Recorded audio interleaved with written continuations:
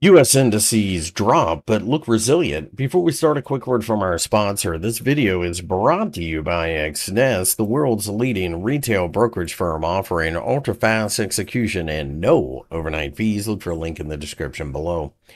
The Nasdaq 100 gapped lower to kick off the trading session on Monday amidst new trade tariff threats, and therefore it should not be a huge surprise to see that the markets are still a little bit negative, but they have bounced quite a bit in overnight trading. And what this tells me is that there is no panic. And if that's the case, we probably remain somewhat in the same consolidation area we had been in for the last couple of weeks, or more of a buy on the dip mentality, I think, really is what you're looking for here. With that being the case, I think the 22,250 level underneath is going to remain a pretty solid floor in the market. And given enough time, I do think that people will be looking to buy these dips and get long of a market that, quite frankly, has been bullish for months and refuses to fall.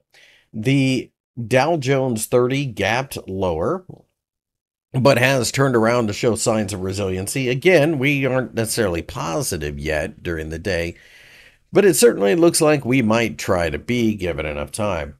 With that, I'm looking at this through the prism of a market that is somewhat sideways, somewhat noisy, and probably aiming to get to the 45,000 level eventually, but also a market that had maybe gotten a little overstretched. So this looks to me like a market that on dips you're a buyer, on rips you're hoping to get above the 45,000 level because that opens up more of a buy and hold scenario.